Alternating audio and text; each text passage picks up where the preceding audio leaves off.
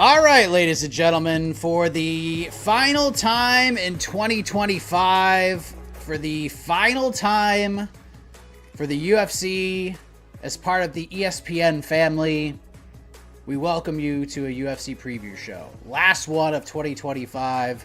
We're back at the world's most famous Apex. No better way to end the year than being at the world's most famous warehouse to watch fist fighting. Yes, UFC Vegas 112 going down tomorrow.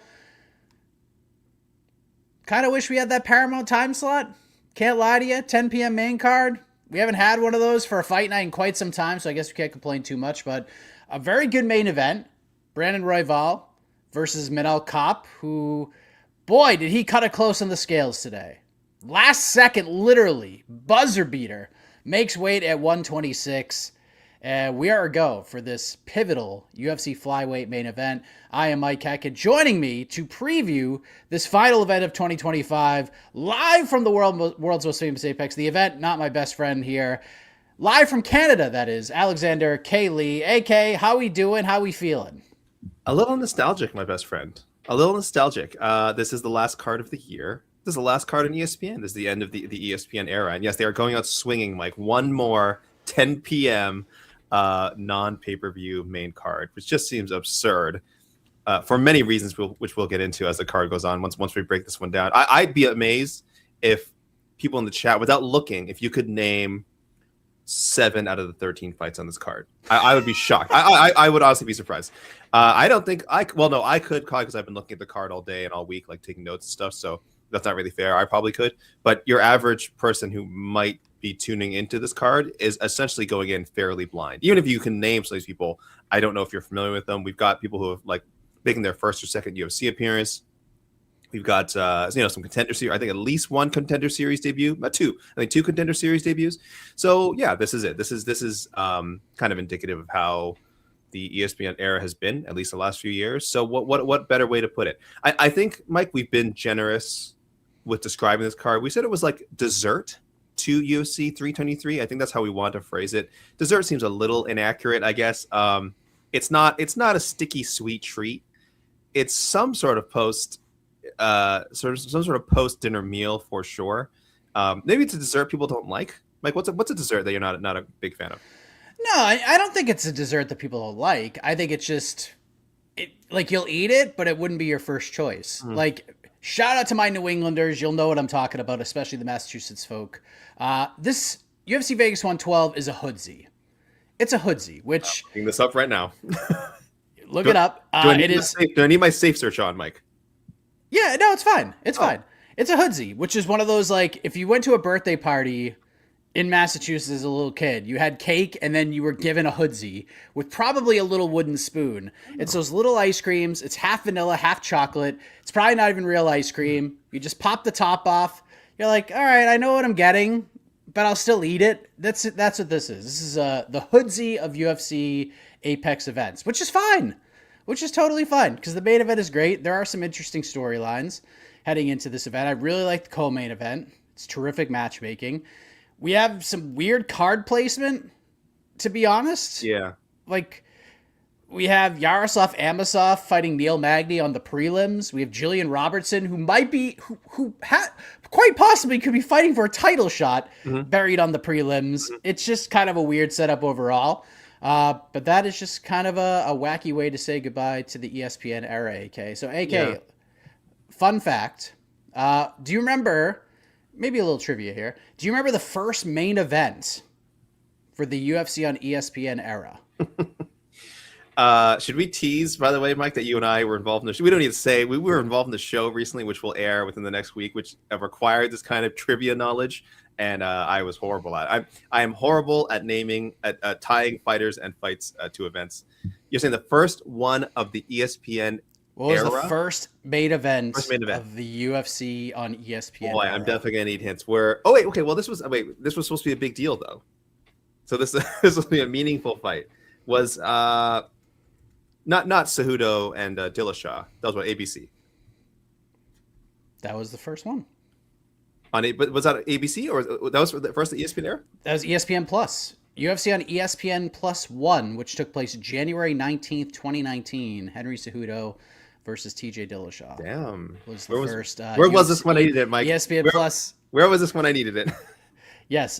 Do you want to know what the first fight ever to air on ESPN Plus was? I cannot even begin to guess. Yeah, I mean, no one would get this right. Kyle Stewart versus Chance Rencounter was the first fight of UFC on ESPN Plus 1. The second fight on the early prelims, former UFC welterweight champion Bilal Muhammad versus Jeff Neal. Ooh. Dennis Bermudez versus Tay Edwards was the featured early prelim. Please. No, Dennis Bermudez versus who? Tay Edwards. T''E. Just T-E. Just T-E. Oh, this is a long time ago. Yes, and then we go to the middle prelims. Alonzo Menafield versus Vinicius Barrera. Joanne Don't Call Me Calderwood Wood versus Ariane Lipski. The featured prelim, one of the most memorable prelim fights of this era, was the humbling of sorts of one Alexander the Great Hernandez, as he was knocked out by Donald Cowboy Cerrone. I am disappointed. I did not remember Kyle Stewart and Chance Rencounter, actually, because I believe when it happened, I'm sure I issued a tweet something like, this will be a trivia question in the future. The very first fight of the ESPN era was Kyle Stewart, but I mean, I'm not going to remember that. But I just want to say, people left some comments as far as desserts they don't like. I just want to get to this before we get to the Love meat this, thing. love this. Yeah. So N.101 says, not a big fan of flan. I like flan. So I don't know. Maybe that's I've lost it. Brandon. Who was this? Brandon Glover, excuse me. The great Brandon Glover. Tapioca. Oh, I love tapioca. Lazy Bed MMA says it's a flutternutter. Like, what's a flutternutter? What's a fluffernutter? A flutternutter. I don't know. A sandwich made with peanut butter and fluff. Oh, I've had one of these before. Wow, I actually kind of like these, but I think these are accurate. These are accurate like things to call this car. I do think flan and tapioca are a little too fancy, but fluffernutter. Fluffernutter. Yeah. Yes. Okay. And as someone, nicely put it out. The first ABC main event was Kattar versus Holloway, which that was a huge deal. I remember that. And I remember that specifically because I just went back and listened to our On to the Next One prediction show heading into 2025. And I prefaced this. I picked Calvin Kattar to be the featherweight champion at the end of that year heading into that fight. That was like my shot in the dark. And then, boy, oh boy, a couple weeks later, that pick did not age well because Max Holloway put up record numbers on that wonderful night, or that wonderful day. But that's the ESPN era. I'm sure we'll look back fondly. We'll discuss some great memories, like the 5 million times we tried to watch fights on ESPN and had to reboot it or turn it off and unplug the TV, or all sorts of issues we had with the ESPN app, which will be no more after this Saturday. But we are back in the Apex, AK, and the timing for this main event could not be better. Brandon Royval, who has fought for the belt before, taking on Manel Kape, who is a former Ryzen champion, but has not fought for UFC gold yet. Many people believed that when he first came into the UFC, it was just a matter of time before Manel Kape would fight for a belt, but it's just been speed bumps and hiccups and all sorts of craziness up and down this road for Manel Kape, who now has a nice little 2-fight win streak going on. He looked incredible in the Tampa fight. He looked great in the main event against Asu Albayev, just kind of ran his ass over. And now finally, the Tony Ferguson versus Khabib Nurmagomedov of 125 pounds is finally at least happening. At least we will knock on wood as best we can. Excitement levels. Now that this is the closest we've been to this fight, right, AK? I don't think we've gotten to the day of or the day before, right? We haven't gotten to the scales for this fight, so we're further along than ever. Everything's going to go fine. Whenever you listen to this, guys, so you might be listening to this on a Saturday. You're only hours away from finally seeing Brandon Royval and Manel Kape step into the cage. 10 out of 10, Mike. 10 out of 10. I'm so pumped for this main event. I love the flyweight division. This is as good a matchup as you can make. We've criticized Manel Kape in the past. There's times when he's been very hesitant to pull the trigger, waiting for that perfect shot. So you could certainly go back and find some like Manel Kape stinkers. And Brandon Royval, if you want to criticize him, there was, of course, the title fight with Pantoja, where we just didn't get crazy raw dog Brandon Royval that we wanted. So there's a chance something goes wrong, something goes haywire, we don't get a good fight. But normally these two are guaranteed to bring action. Royval, constant pressure. Kape, always a threat to just unload with some crazy ass knockout strikes. So good stuff here. With 5 rounds to work, yeah, there could be some moments where they're feeling each other out. But overall, I'm really excited. I like what it means for the division. Like Tatsuro Taira, I think should be the main person in line to get the title fight. I think he's earned it, especially with Pantoja out for an indeterminate amount of time, and Joshua Van, I'm assuming, wanting to defend the title within the first 4 months of 2026 and not wait for Pantoja. So it should be Taira. But if Kape gets a big win, of course, it's a little hard to trust him just because some of the weird stuff has always happened with him. There is weight issues. He did come in, we should say 126. I do think he's made 125 on the dot before. I'm pretty sure he's wanted to make a statement and do it, but he did not do it on Friday. And I will say, like you mentioned, Mike, he kind of came in just before the official weigh-in window ended.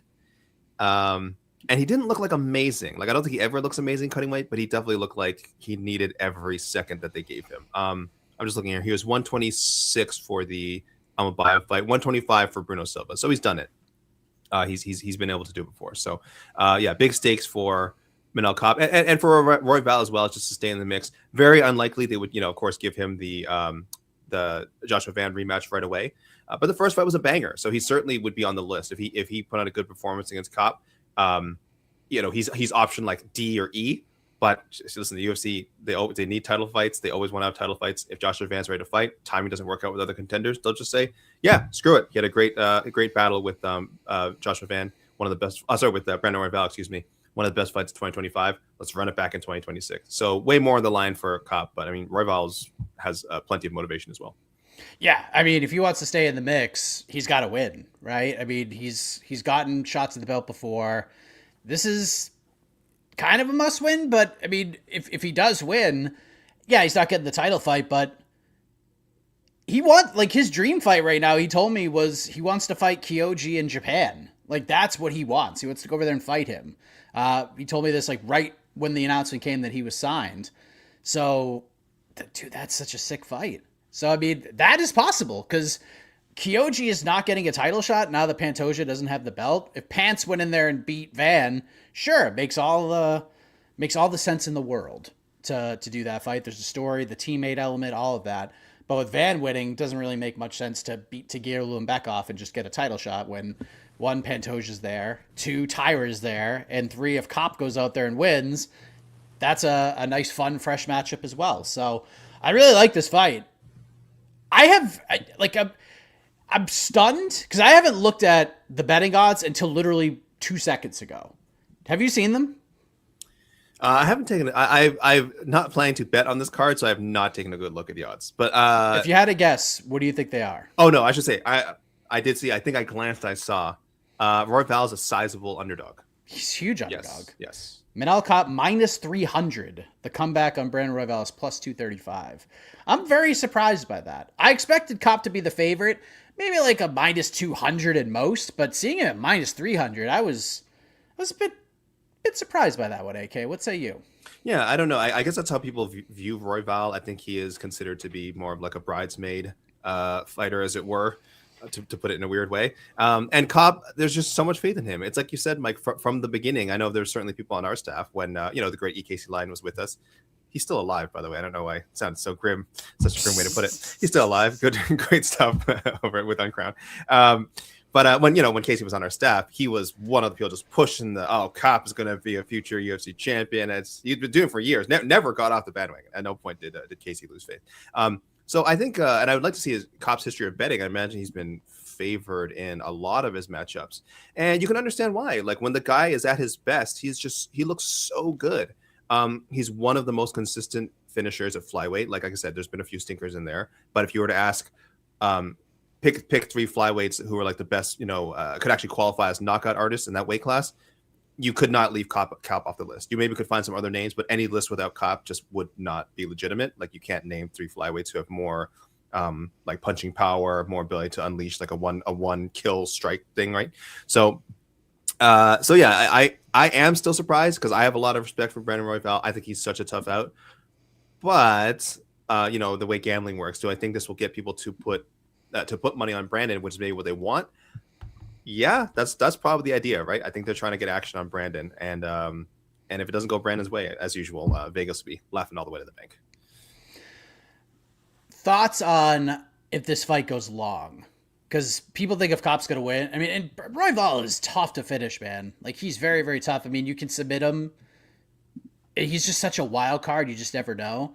But if this fight goes into rounds 4 and 5, does this favor one fighter over the other at 125 here? Or what do you think? Do you think Royval has maybe a slight edge? Because Kape hasn't really been in that spot in quite some time.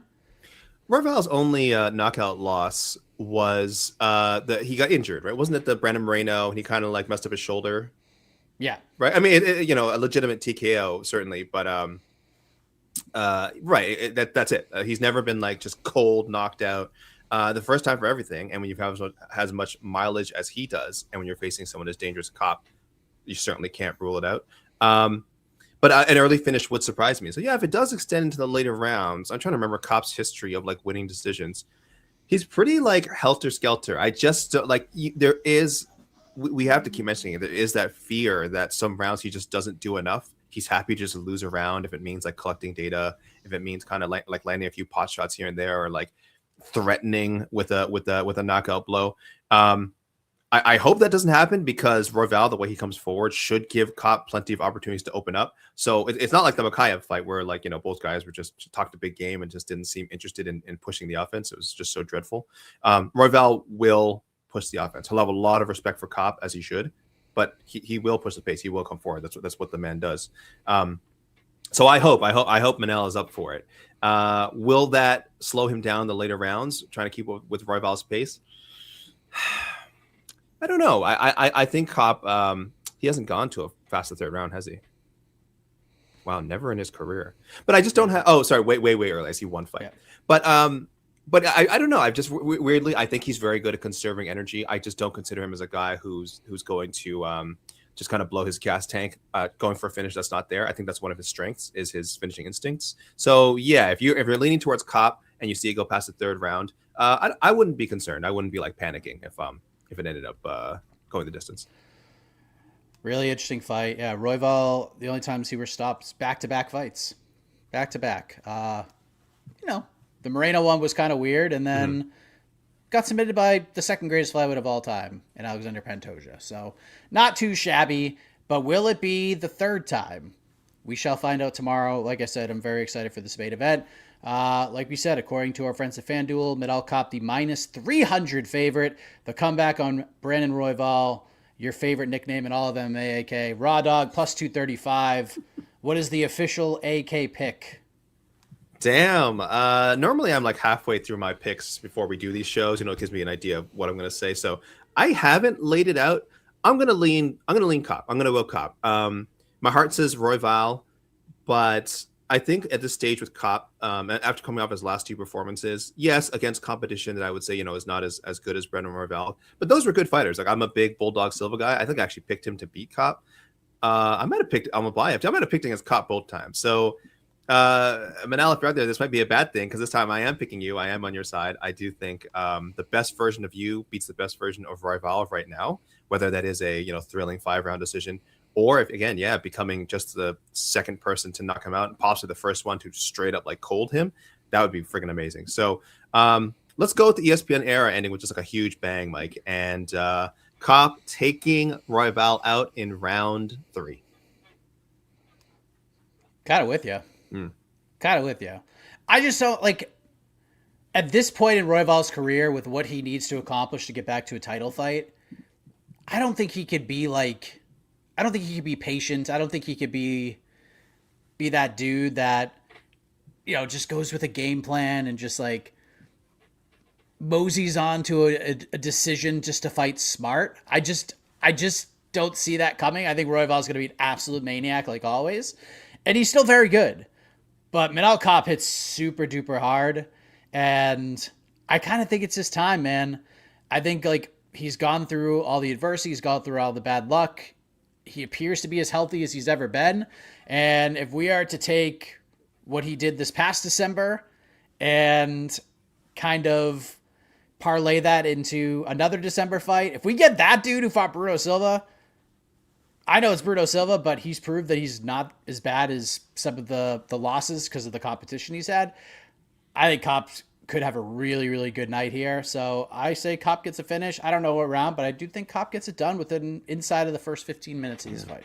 Putting a lot of pressure on Kape, but this is his moment. I know we've said this on a lot of preview shows. We probably have said at least like 2 or 3 times ahead of a big Kape fight. This is his moment. This is his moment. This is the one. But this really is his moment. This is really like, I feel like for Royval, definitely a loss sets him so far back in the line. I don't want to say Kape never gets a title shot if he loses Saturday, but he's getting a nice little spot here again on a card that maybe people aren't talking about a lot, but that he and Royval are clearly like the spotlight's on them. So the last fight of the year, frankly, it's what some of us will be talking about for the next 6 weeks, Mike, as we wait for the next UFC show, right? This is the lasting memory of the octagon will be possibly Kape having his hand raised or Kape dropping a stink bomb. So we'll see. It's intriguing. It's a really good main event. Really, really good. Rest of the main card, Giga Chikadze versus Kevin Vallejos, pushing the young man pretty quickly here. Giga, I mean, look, Giga is ranked somehow. I don't know how that's possible. I didn't know how that was possible heading into the last fight, but somehow he's still ranked, and now Kevin Vallejos gets the opportunity to hand Giga his 3rd straight loss, and I don't think this is going to go well for Giga Chikadze. AK, I just feel like this is classic UFC matchmaking where let's throw the ranked vet, so to speak, in there with the young buck that we're trying to get over a little bit. And is this one of those, I'm not even going to say passing of the torch, but is this the quintessential let's get this young man over kind of a fight here? Yeah, and I'm not going to straight out say that just like Giga gets smoked. I mean, certainly Vallejos, if he's on, can just like take Giga out in the first round, and that would be a big statement. You'd never see Vallejos, like you said, with a number next to his name going into 2026. I assume he would just take Giga's number as opposed to them like bumping Giga out and inserting someone else. And they want to. They do seem to be giving it a good push. So I actually think Giga will put on like a decent showing, especially given his age, given his experience. But Vallejos is legit. I think we're all pretty high on him, and man, that'd be a nice 2025 for Vallejos if he pulls this off. He's not going to make like the top 5 or fight of the year list or anything, but the fact that it's been a strong year for a lot of people. There's actually been a lot of good storylines. So the fact that he's even in the mix there, I think says a lot about him. So I'm leaning towards like a Vallejos decision, but a decision that makes us go like, yeah, he beat a veteran guy. Someone who is currently ranked, who was like, I think in the top 10 or at least close to the top 10 at one point. And that's going to say a lot about where Vallejos goes in 2026. And we'll be looking at him as a title contender probably by the end of the year, by the end of next year and heading into 2027. Yeah, I kind of feel the same way here. It's just going to be, like a 30-27 sound win for Vallejos. And it's one of those things that we're kind of see pretty quickly in this fight. So looking forward to see what Vallejos could do in a big spot. He's obviously very confident. Cesar Almeida versus Cesare Oleksiejczuk. I mean, the hashtag's right itself, AK. That's a good fight. Morgan Charrier versus Melky Costa. I really like that fight as well. That's a doozy. Costa's on a nice win streak right now. He's good. And what could be the funniest fight of 2025, Kennedy Nzechukwu versus Marcus Buchecha. Cannot wait for that fight. I wish there was the opening fight so we could all watch it together on the People's Free Fight Show. It would have been funnier if it was Waldo Cortez Acosta, though, and Buchecha. Hey, you never know. Waldo don't know might get a call tonight to go fill in. He is ready. Dude is absolutely ready. He is absolutely ready. So that's the main card. Looks like 5-fight main card? No, I believe the truly bizarre King Green Lance Gibson Jr. fight, which was added this week. Oh, that's right. Is opening the main. What a weird fight. It's funny because there's no betting lines on it. Well, how could there be? Not on the duel. Yeah. Not on the duel. I wouldn't put a line. I don't know where Topology gets their odds from. Did they throw a line out there? Were they able to grab a line from somewhere? Mike, I think I've asked you a bunch of times the last couple of days. Do you have any inside scoop on why this was put together? What happened here? King Green, like if you watch any of the broadcasts and they were for some reason playing graphics of this card, they kept saying King Green versus TBD. And we were just waiting who the TBD was. And yeah, man, here comes Lance Gibson Jr., who gets his shot. I mean, why wait? I mean, you couldn't use him on a Canadian card, right? It wouldn't make any sense to throw him on a Canadian card or throw him in Seattle or something. But no, we're going to throw him in the Apex against King Green on 4 days' notice or something like that. So, well, golly. There's a lot of con on this card. You know, we got Gillian Robertson, Melissa Croden, and Jamie Lynn Horth. So I guess he's kind of fitting right in. But yeah, this was really out of nowhere. But yes, good for King Green. Want to get in there, get a nice little paycheck before Christmas. You know, good for Lance and good for Lance. I would, if you had given me a list of like 100 fighters who had fought for a major, like he's fought in Bellator, fought for a major promotion, like 3 months ago. And said and just do order of elimination, just like keep checking names out. Who do you think will debut in the UFC this year? It would have taken me probably 80 to 83 guesses before I got down to Lance Gibson Jr. And that's not saying Lance Gibson isn't good. It's just weird. I just wasn't aware that was a possibility. So good for him. It's gonna be exciting. And he really has a chance to pull off an upset. I mean, the experience gap is obviously huge, but again, it's just a younger guy, hits hard. I'm leaning King Green, but this fight is so strange. I don't think I'd be surprised if Gibson got a win. Yeah, to me, if this is if Green is just shot, then Lance can get it. Then Lance has a chance. If Green still has something left, I think this is one of the toughest matchups. Gibson, this probably might be the toughest matchup he's had. I'm trying to think. Who else did he fight? Tokov? Is that the loss? Yes, it was to Tokov. Yeah, I believe so. Yeah, I mean, maybe Tokov, but look at the record of the guys he's beat since that fight. Some like 13 and 42s in there or something strange like that. Like some lopsided records. So curious to see what happens. I mean, what a story it would be if he goes in there in the last event on 4 days' notice and beats a guy with 50 pro fights. That'd be pretty wild. So Amanda Lemos, Gillian Robertson, we talked about. Big one there. Joe Anderson Brito remains on the card. He's taking on Isaac Thompson, Australia's own. So good on Isaac. I know his team has been trying to get him in the UFC, trying to find a short notice opportunity. And Isaac's beat some pretty good dudes along the way. So he has not had an easy run to get to the UFC. He's not fought a lot of cans to get in this position. So interesting fight. If this stays standing, this could be a lot of fun. But I think Brito's kind of in a position where he really needs to get a win, so he should probably maybe shoot and tackle a little bit. Probably his best form of action here. Mix the martial arts, you say? Yes, mix the martial arts. Neil Magny welcomes Yaroslav Amosov into the UFC.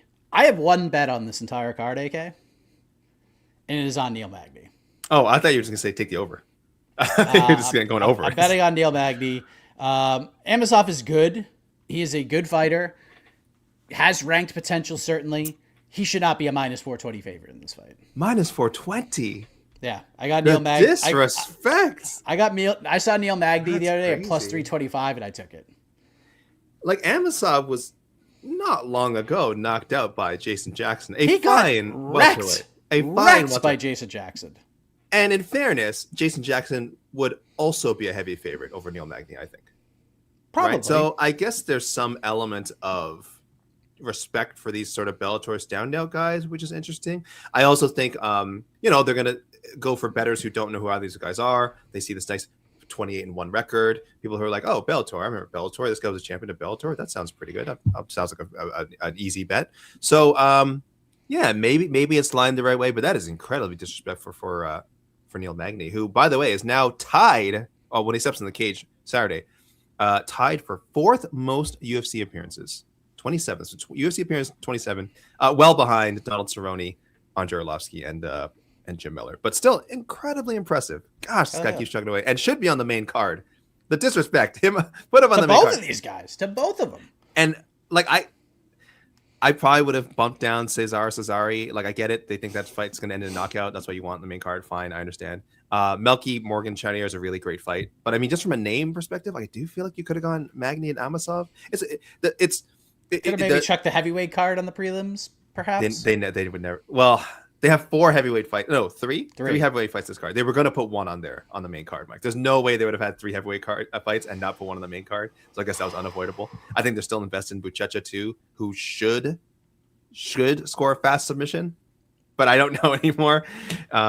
Yeah, it's funky. It's a little bit funky how they line things up. It's like not a terrible card, just the some placement that has us raising our eyebrows here.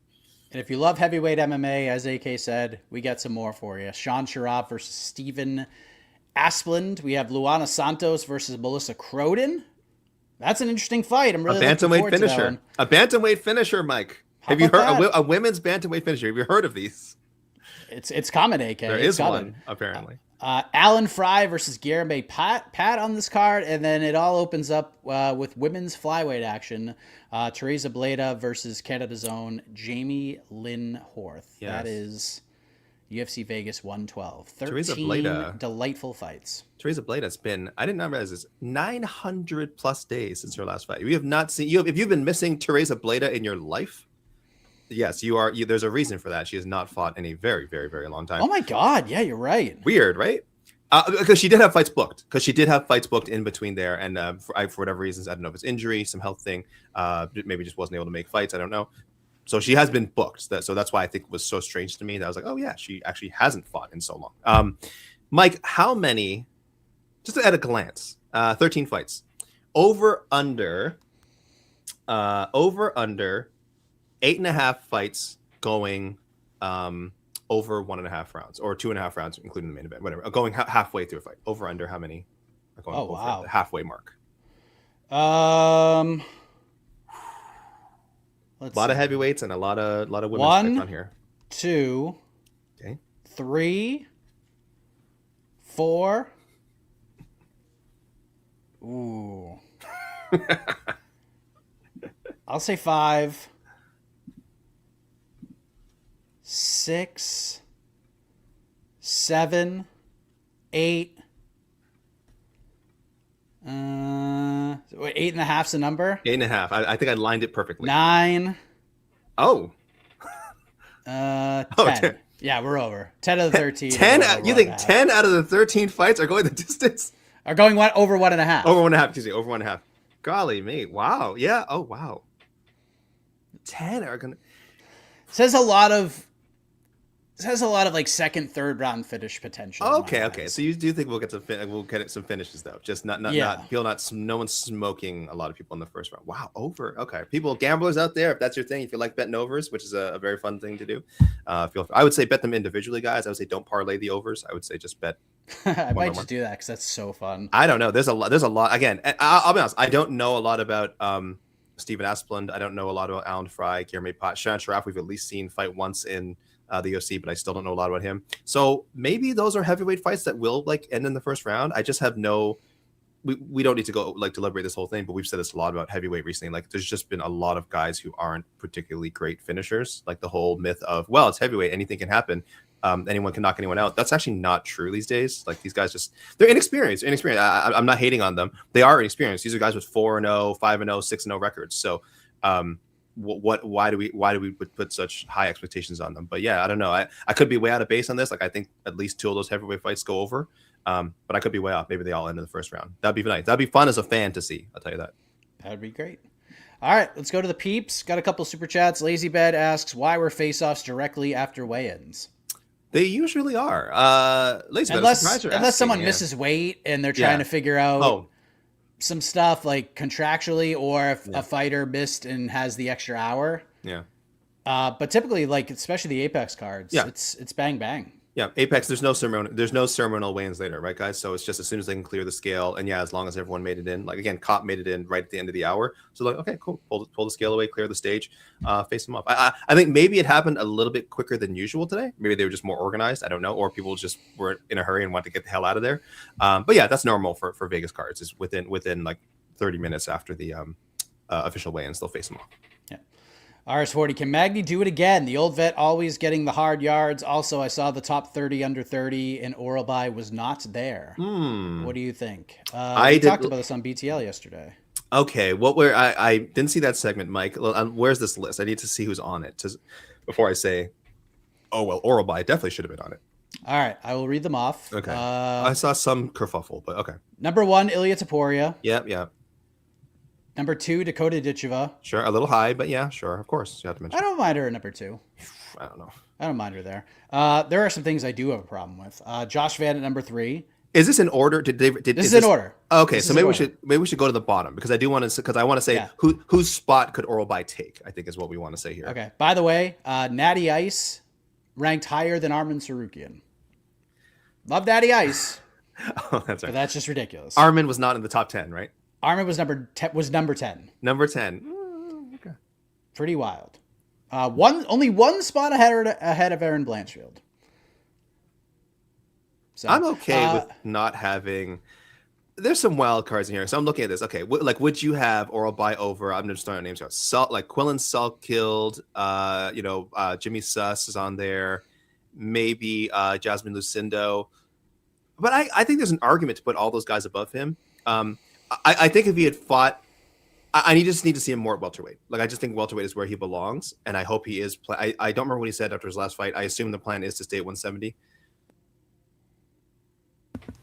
I assume the plan is to stay at 170 because if they're still talking about, I don't know, trying to go back to 155, that's just insane. But at 170, he's a real threat. So he's only 27. So the next time they do an edition of this list, if he's still putting in work at 170 and doing well, let's say he gets like a couple of wins in 2026, excuse me. I would be very surprised not to see him. But no, I couldn't. Raul Rosas Jr. is number 30. I wouldn't bump him past Raul Rosas. I think this is okay. I think it's okay. At the same time, if you had him on your list, totally understandable. I think Oralby is great. Yeah. It's like once you get to the bottom 10, maybe bottom 9, you can kind of just like mix and match. Like if you subbed one of them out for Oralby, like I don't think anybody would be super upset about it. And having Oralby not on the list doesn't like make me upset. Having Sarukian number 10 is donk. It's ridiculous. Who's that? Let me see who's just ahead of him. It's you said Natty Ice. Okay. Well, listen, Natty Ice is going to win the title before he does. So that's not that's not crazy. Umar he should be higher than Usman. I'm sorry.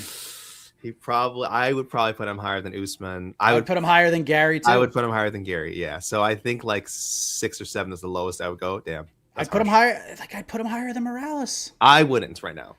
I would. I wouldn't. He is good. He's got better wins. He's got better wins. I like him. Trust me. I think I'm driving. You and I are both drivers of the Michael Morales should fight for the belt next train.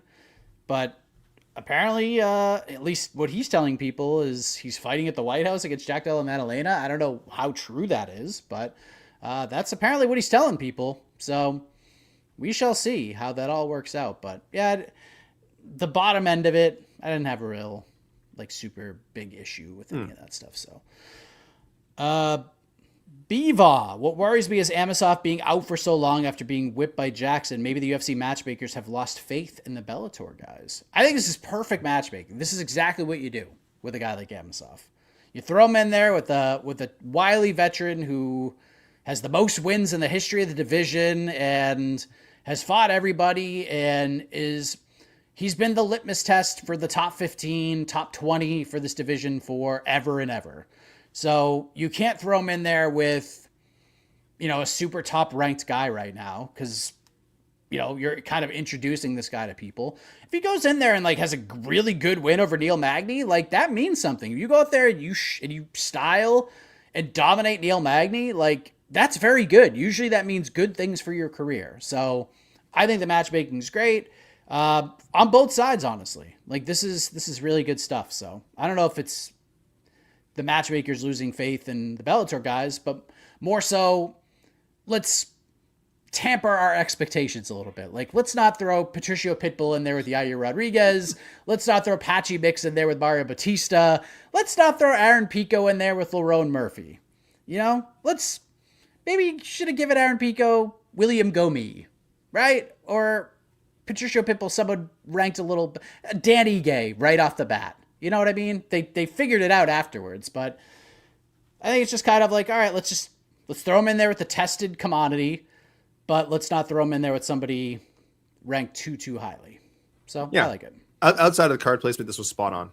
Because frankly, this could have headlined like a weaker Apex card. I mean, if this was, they were trying to load up cards in 2026, this probably could have headlined a card. It's a strange one.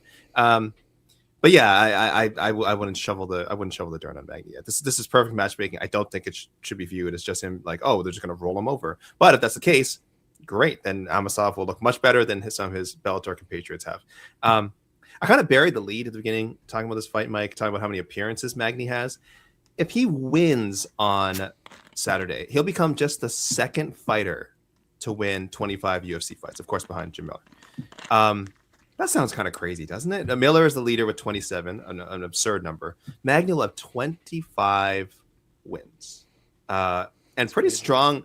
If we're like comparing him and Jim Miller, I would say like he kind of has been fighting the stronger competition over the last couple of years. You know, I mean, we just mentioned Amosov. Like Miller has not faced anyone close to like an Amosov level opponent at lightweight in some time. So really weird stuff. And we don't view Magny with the same, or at least maybe not yet, with the same reverence as we do Jim Miller, who people are saying essentially like has to make the Hall of Fame someday just because of the records he holds, which I totally support. But if you're basing it on that and just pure numbers, and we've had this discussion before on another show, but man, maybe Magny is really making a very strong case for himself. Absolutely. Matthew, after this weekend, will there be any more lives before Christmas, or will you guys be having a break when this event is over? Live shows? I don't think we know if we're doing anything live. Well, watch out for Stuart. Will be. Oh, wait, we will? We're definitely doing a watch party for Jake Paul, Anthony Joshua. Okay. Like 100%. I forgot. I assume we'll be doing a preview show for that as well. I mean, that's just such a circus. We have to like get involved. Anderson Silva's fighting Tyron Woodley. Like that's kind of fun, right? Yeah. Like we'll get into it in that sense. So, but after that, we'll do some like live shows. I mean, if there's like big news that needs a reaction, we'll certainly jump on for those. We'll have a BTL next week. We might do. Unless there's like massive news, typically what we do is like the BTL right in between the last event and Christmas is like you, me, and Jed all hop on and we run down our top fives for our awards, just kind of as like an appetizer before we release all that stuff and drop the show, the rankings, or not the ranking show, the award show. So we'll have that. And then obviously, you know, things will get super fun. On the podcast network, we'll have the predictions extravaganza, the 2-parter for on to the next one. We won't be taking that much time off from the lives. That is for sure. So stay tuned for really fun stuff. Yeah, you'll still be seeing our faces a lot, guys. Seeing our faces and hearing our voices. Joseph, could the winner jump over Kyoji Horiguchi for a title shot? Yes. Yeah, we kind of covered this, yeah. Yeah, Kyoji's not fighting for the belt next. Yeah. I'm assuming Pants will be out for a while. We don't know that yet. Guilherme Cruz, the Brazilian Beast, got a little bit of an update from Pantoja's team. We don't know. We just don't know yet how long he's going to be out. I would say the winner of this fight and Tetsuya Taira are both ahead of Kyoji in this conversation, if we're being honest. So, and not to mention Kyoji himself. So, yeah, Kyoji fighting for the belt makes no sense without Pants having the belt. Right now, with how everything is shaped up, without Pantoja having the title, it doesn't make sense for him to fight for the title right now. So we'll throw this one out there because speaking of the flyweight division, Joseph asked, can we get their thoughts on Brandon Moreno turning around quickly for February 28th in Mexico, main event versus Asu Almabayev. We talked about this on BTL yesterday. From what I was told, it was like, yeah, we're going to do this, but we need some like I's dotted and some T's crossed. Apparently that's happened, but again, the UFC doesn't always announce stuff with pen to paper. All I'll say is this, AK, and I saw some other people echo this same sentiment on Twitter. One, I don't think Moreno was like brutally KO'd or anything. So, you know, him getting back on the horse doesn't surprise me. He loves to fight in Mexico, but for some reason, he's like the only one who wants to fight in Mexico and like main event these cards. So hopefully he got himself a couple extra shekels. Hopefully he got like a new deal or something. I mean, he's just got to be a freaking superstar over there.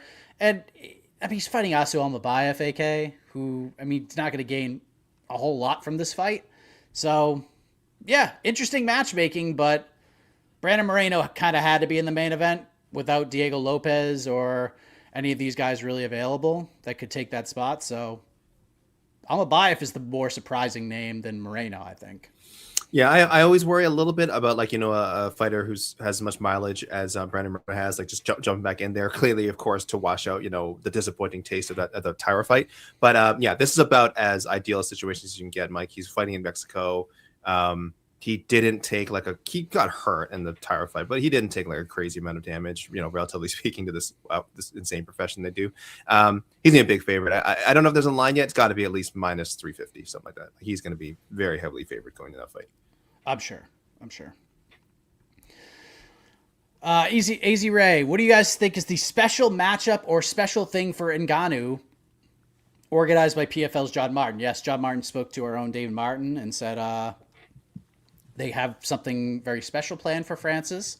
It'll be the last fight on his deal. Hopefully it will entice him to stick around because it doesn't feel like he's going back to the UFC anytime soon based on what Dana White said. But let's have some fun, AK. Any guesses as to special matchup, or as PFL likes to do, like other promotions in the past, big news about Francis Ngannou, and then we find out he's just like the 7th in charge on the board of directors or something. But I assume this is a fight, some sort of matchup.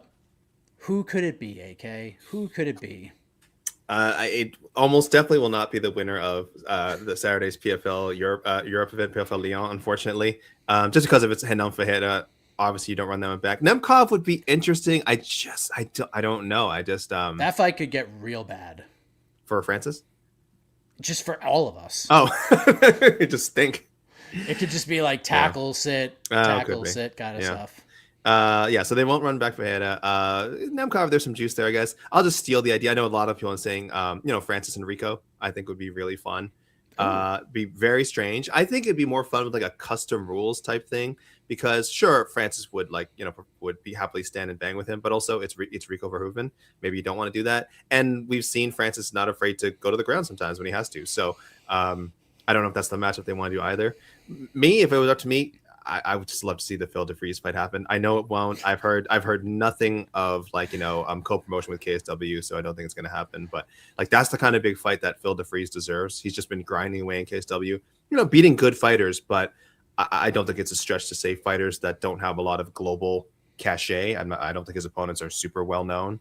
But still, I would say long title reigns are very difficult, and he's just been racking them up for a long time.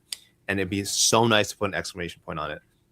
If he fought Francis and he beat Francis, it would just contextualize his entire Phil DeFries' run. Like this whole, he's just picking on guys in a small pond, which I don't think he is, but people definitely wouldn't be able to say that if he beat Francis. I don't think it's going to be Phil. Rico, I didn't even actually think of. I didn't make that up. I've seen that mentioned somewhere. I did not make that up. Honestly, for me, there's only two names that make sense. One is the GOAT himself, Parker Porter. I mean, there is no bigger fight the PFL could make right now for Francis. No, but in all reality, it's Eddie Hall, and there's nothing else I want to see. Oh, baby. There's truly nothing else I want to see for Francis, ever right now, besides him fighting Eddie Hall. We left one name out, and that's Rug. But I think Rug he's rescheduling aren't they rescheduling the Malakin rematch or something? I'm not crazy. Right? That's going to happen at some point, I assume. Yeah. Oh, not officially rescheduled yet. Hey, Rug's dance card is open. I'm just saying. I mean, yeah. Is Festivus live next week? No, Festivus will be after next week. Festivus is always like the fill-in spot. That's the promotional airing of grievances where Jed and I wax poetically about and we grade the promotions for how they behaved and acted and delivered the goods, so to speak. So, but we're running out of promotions to talk about, AK. I was hoping we'd have some GFL stuff to talk about. We don't have Bellator to talk about anymore. It's going to be UFC PFL and maybe one to some extent, which I know some people in the feed will love. A lot of one love on the feed. I've seen it. Keep it coming, guys. If you guys want to have one in the feed, please bring it on, man. Because I in all honesty, I think there's a lot of people who we watch highlights every now and then. I'll be honest, I don't watch events live regularly. That's just my apologies to one and all the one fans out there. I just don't at the moment. Probably because again, it's primarily kickboxing, Muay Thai, which is great. I mean, if you're a kickboxing Muay Thai fan, we've been saying this forever, Mike. We've never criticized the kickboxing divisions of one championship. We poke fun at the MMA and how they've handled some of their fighters. But we have always said, yo, if you want to see like high level kickboxing, Muay Thai dream matches, one absolutely has delivered on that front. So no criticisms there. But they used to have like the most fun events. Like honestly, they would do like these Muay Thai super fights, and then like Eddie Alvarez would fight some dude, and then Demetrius Johnson would fight in the main event. Like we'd have just this crazy stuff going on, and they would have these like mixed events that you see on regional shows all the time, but they did it so well. And then like I don't know what happened. I just don't know. We'll never know. I just don't. We'll never know, Mike. So it's not for us to know. Oh, but PFL is also on this weekend. Yes. Okay. Nemkov versus Ferreira predictions. Nemkov all the way, man. Fajeda's good, man. He hits hard, but Nemkov is really good. I'm not like completely sold on him as a heavyweight. I think if you look at our rankings, I believe he is in there. I know I don't have him ranked, but I think other people have given him enough points that I think Nemkov has snuck into our top 15, which is fine. Obviously, a great run at light heavyweight. All of that is translated to heavy. I just don't think their heavyweight division is that strong. But Fajeda, I think, is legitimate top 25 guy. So if he has dominant performance against Fajeda, I'll give Nemkov's credit and probably have him ranked the next cycle. I'm not sure I have to bump out. Probably be in there. So yeah, I'm definitely picking Nemkov. Fajeda, very dangerous guy. Puts those mitts on you. You're going to go down real fast. But I like Nemkov. I like that he's, of course, tutored by Fedor, who made a career out of just, beating up taller guys. I think they'll be all right. The questions are unbelievable here. Mike and AK, give us your Christmas must-watch TV specials and movies. Okay. Charlie Brown Christmas, Home Alone, He-Man Christmas special, of course, for example. Well, thank you, first of all, for not putting Die Hard on the list. Because, Mike, where do you stand on that? And I don't think it's a debate that matters. If you think Die Hard is a Christmas movie or it's not, but I do like. I'm into non-Christmas movie guy. I don't want to start a whole thing here in the chat. I'm sorry, guys, but I accept both answers. Yeah, exactly. I think either is fine, but I'm with Masters. I'm glad you didn't put it on there, and it is just a great movie. Like I think whether you think it's a Christmas movie or not should not diminish your enjoyment. I don't know if I'm big on traditional like Christmas movies, Mike. I'll be honest with you. I'm trying to think the last time I really saw Home Alone for sure. I had a huge Home Alone phase. I think as all kids did, where I must have watched. There was one holiday season where I think I was staying at an uncle's place, aunt and uncle's place, and they just had a VHS. I must have watched that movie like 20 times in a week or something. It's so good. Love me some Home Alone. So I guess that'd be my answer. I mean, maybe I'm forgetting something more recent. I don't know. We're a Christmas Vacation household, the Hex. My kid loves it. Just truly loves National Lampoon's Christmas Vacation. It's spectacular. Clark W. Griswold, the whole fam, the lights, everything. Elaine from Seinfeld is the next door neighbor who gets into mischief all the time with her husband. It's just such a classic. It's so good. I mean, obviously the first two Home Alones, the other ones don't count because they're awful. A Christmas Story is probably the most watched one I've ever seen because they always do the marathons going in, like it's like starts like late Christmas Eve all the way through Christmas Day. It's just on all day long on like 2 Turner networks. So no matter where you go, TBS, TNT, it's always playing. So you always catch it in different parts. It's terrific.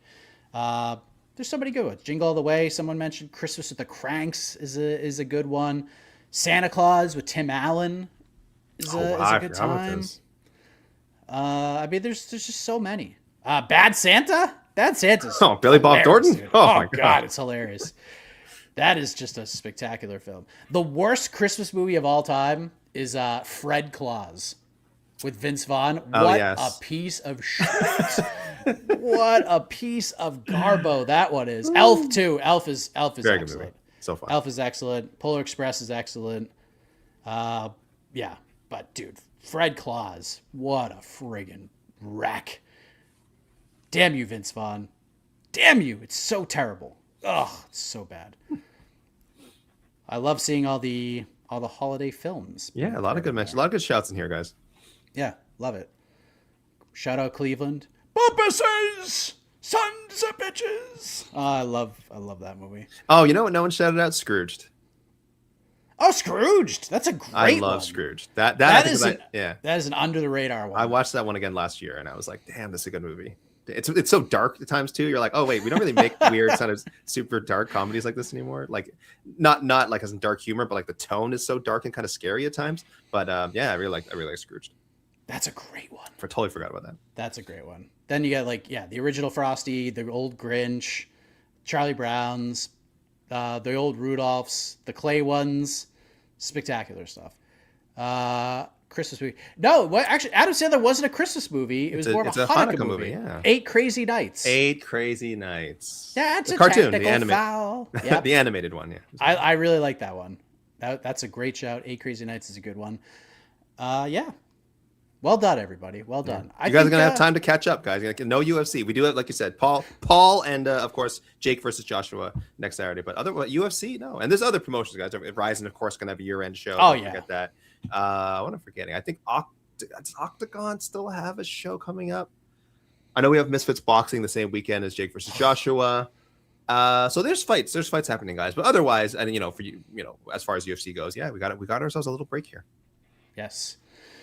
All right. Well, we'll take a break on UFC Vegas 112 coverage, at least until tomorrow. We'll be back. People's Pre-Fight Show, 6:30 p.m. Eastern time, because we're starting a little bit late here. It is what it is, ladies and gentlemen. And then post-fight show afterwards, aka our final on to the next one matchmaking episode going down. We'll record that on Sunday. See if we get some last minute Otno points, AK, underneath the old tree. And yeah, and then AK and I will take a week off from the on to the next one fun. And then we'll be back with the predictions extravaganza, 2-parter. Part 1 will be podcast only. It'll be us recapping our predictions, going through all the questions that you guys gave us last year, and seeing how we did.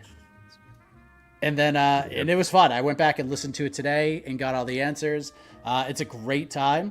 So that'll be a podcast show. But that'll set you guys up to submit questions to us for the big one, the big shebang, which will be, I believe, January 4th, live on the YouTube channel. I think we usually do it at noon Eastern time on the Sunday. So January 4th, we'll be live, answering the buy-sell questions, answering the super chat buy-sell questions, making our champion predictions by the end of the year. And it's all ridiculous questions, and that's why we love it so much. The way you submit your on to the next one, matchmaking suggestions, you can start sending in your buy-sell questions right now. So get excited. For AK, I am Mike Heck. We'll see you tomorrow.